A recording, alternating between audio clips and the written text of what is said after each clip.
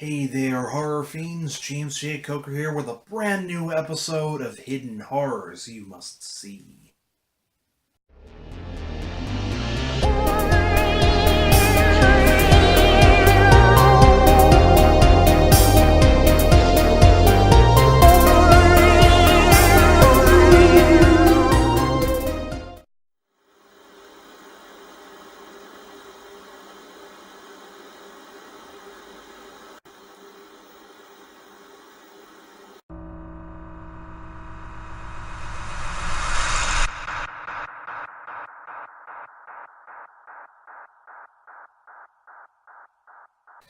Well, horror fiends, summertime is upon us, and for me, I like to reserve my summertime for a few specific kinds of horror films.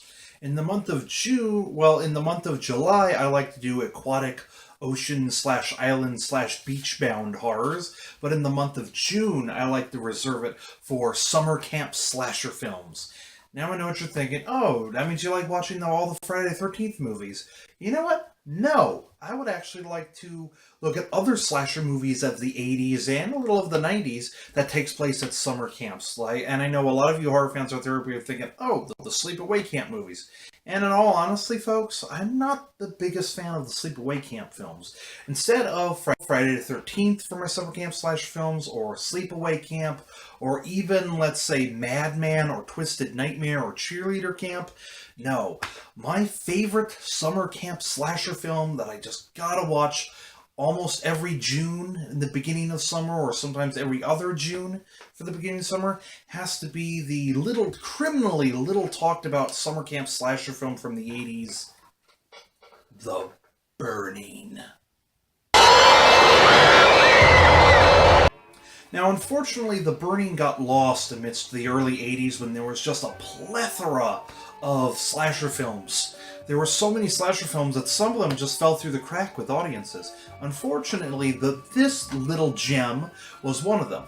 The Burning sets up almost like your typical summer camp slasher film, with kids play a mean prank on the gardener. The gardener ends up getting burnt very badly. Years later, he comes out of the hospital all burnt, looking like a fucking hamburger, out to get revenge on teens that had nothing to really do with it at some random summer camp. He starts to slowly stalk the teens, picking them off one by one, but not exactly all the time in this slasher classic, and I'll get to that a little later.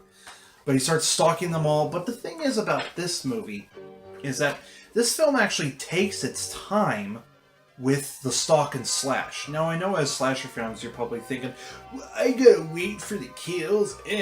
No. Listen to me, guys. Even though you gotta wait for the kills in this film actually succeeds where Sleepaway Camp and the Friday the 13th films honestly fail at. You actually like and care for the teenagers in this film. Now, the teenagers in this film is probably one of the strongest aspects of The Burning.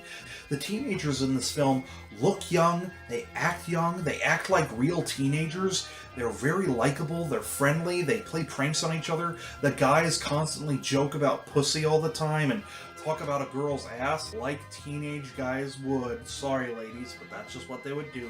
All the girls in this movie seem realistic, with one girl saying, I like a dude, but then I kind of don't like a dude, and the other guy getting pissed off about it. Oh, might I add, not only are all these kids really likable and very realistic, that way, it's because of that, when they actually do get killed further into the film, it's actually quite mean-spirited and brutal. You actually feel it when Cropsy starts to kill these kids. You're like, I like these. I actually like these guys.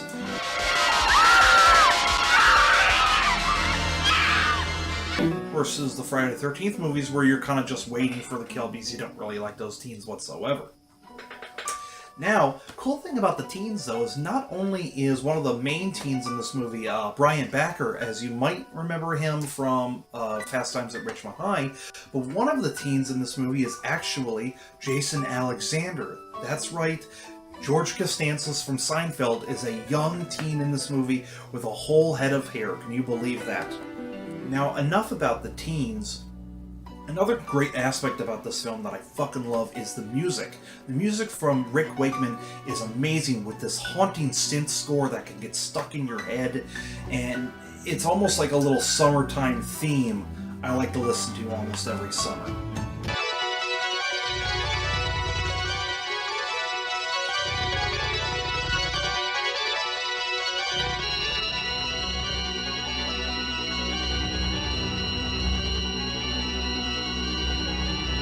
Not only that, the movie boasts likable, realistic teenagers, a sense of suspense when Cropsey actually starts to stalk them and get closer to killing them, good camera work, a sharp sense of direction, awesome music, and the best part about this film is the slasher Cropsey himself. Cropsey slowly stalks these teens throughout the film, and every single time you think he's about to kill one of them, he actually doesn't. Now, as slasher fans, you're probably thinking, what the fuck, I want to kill. No, guys. It all builds up to this amazing, amazing scene that pretty much breaks slasher movie rules. Now, granted, usually slashers will pick off one teen one by one, usually at night. Sometimes two at the same time. But no, Cropsey don't give a fuck about that rule. Cropsey actually kills 5 teenagers at broad daylight at the same time in what is best known from this movie is the infamous Raft Massacre scene. I could just try to describe it any further, but you know what? Here's the clip. Fuck it. Here we go, fish! I'm going, I got seaweed. Don't worry about that, we're out of canoe. I can't believe it. Eddie! Get ready to grab it, man. I'm going on for it. Come on. Everyone out rowing, let's go. Here we go. Come on. Hard. Farmer, you can do harder than that. Woody, get ready to grab it, All man. right. We're gonna go on, so you gotta get ready to hold on. All right.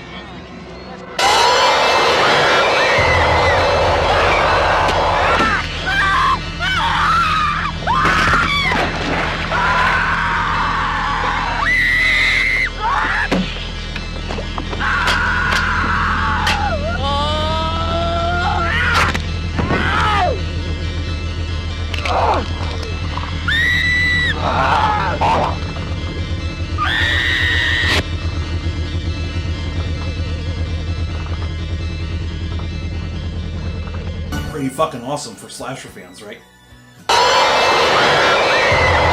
So as you can see, guys, The Burning kind of plays by its own rules. You have these unconventional, actually likable, realistic teenagers that you like and care for. You have a sharp sense of direction and good music, and you have a killer that twists your expectations of slasher film by not killing the teens right away at the beginning, but instead saving it for this almost subgenre breaking little massacre scene near the end. And oh, might I add, another way this movie breaks the mold is that usually there's a final girl at the end of slasher films. No. This time The Burning boasts a final boy. Yes, a final boy near the end of this film. So folks, instead of watching one of the Friday the 13th movies for your summer camp slasher film this summer, or one of the Sleepaway Camp films, why not give The Burning a shot? I think this film is criminally under-talked about amongst the horror community, and it really, really needs to have some more light shine upon it. This fucker's awesome. This fart's a maniac, a thing no longer human. And every year he picks on a summer camp and seeks his revenge for the terrible things those kids did to him.